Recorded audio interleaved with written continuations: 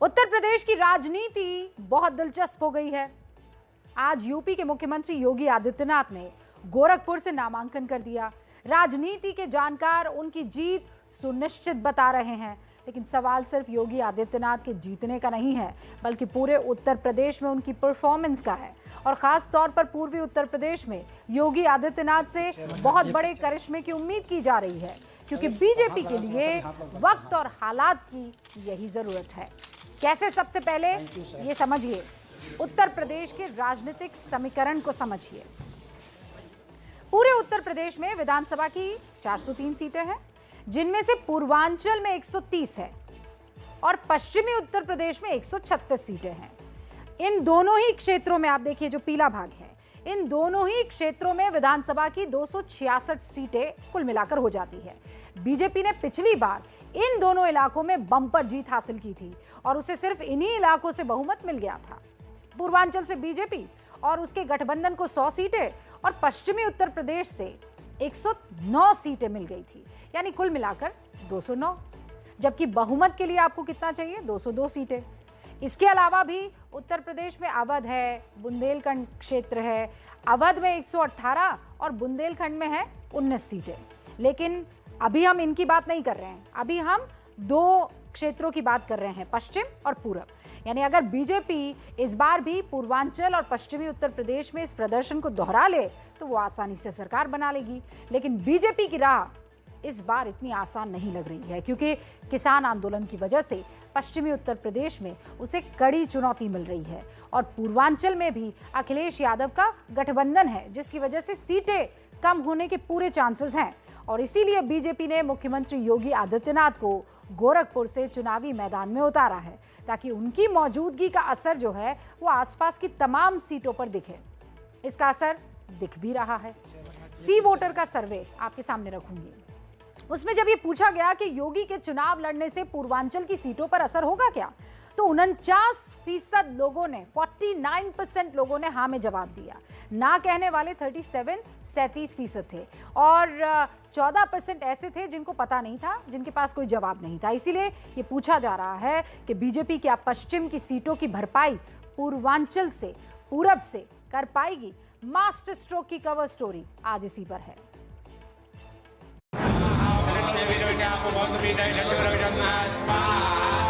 नामांकन से पहले यूपी के सीएम योगी आदित्यनाथ ने आज सुबह सुबह गोरखनाथ मंदिर में पूजा की।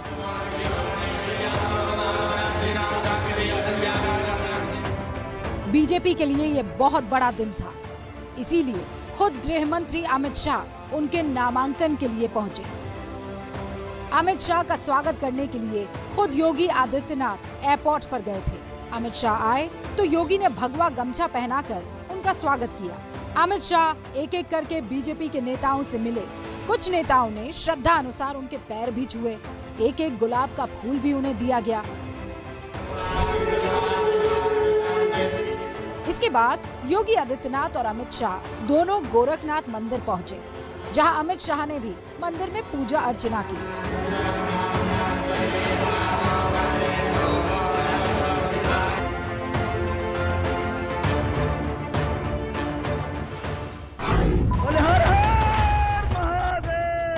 इसके बाद दोनों की एक संयुक्त रैली भी हुई, जिसमें अयोध्या के हनुमानगढ़ी के महंत प्रसाद लेकर पहुंचे थे।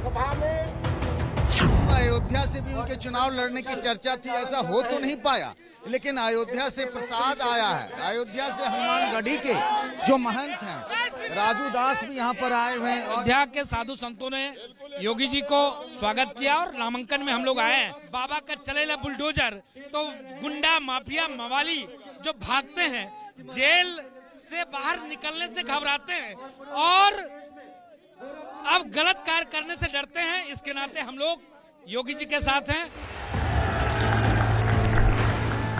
नामांकन से पहले रैली को संबोधित करने के लिए अमित शाह और योगी आदित्यनाथ आए। अमित शाह ने 300 पार का नारा दिया और यूपी के माफियाओं के नाम लेकर दावा किया कि उनके मुख्यमंत्री ने यूपी को माफिया मुक्त किया है। आजम खान, अतीक अहमद, मुख्तार अंसारी, ये सारे भारतीय जनता पार्टी के शासन में, योगी जी के शासन में जेल की सलाखों के पीछे कोई संभावना नहीं है।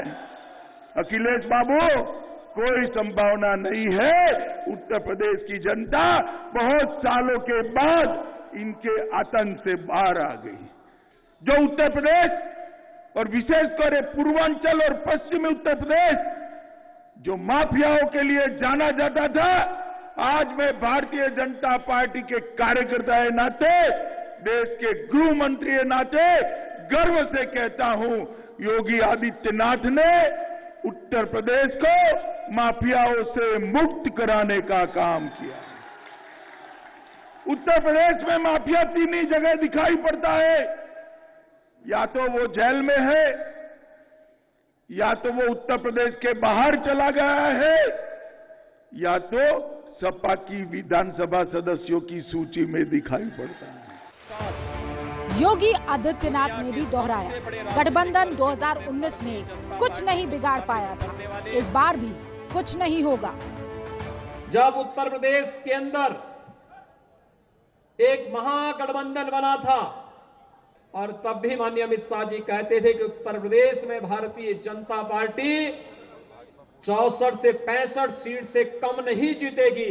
और भाइयों बहनों, 2019 के लोकसभा चुनाव में भी भारतीय जनता पार्टी ने भारी सफलता प्राप्त करके 64 सीटें अपने सहयोगियों के साथ जीत करके महागठबंधन को पूरी तरह फेल कर दिया था।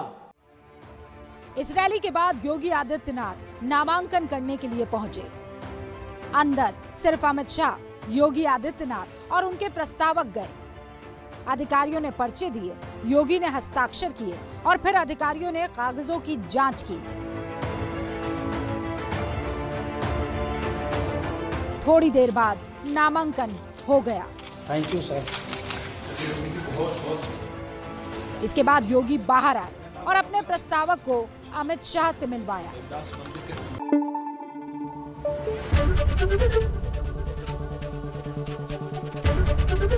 एबीपी न्यूज आपको रखे आगे।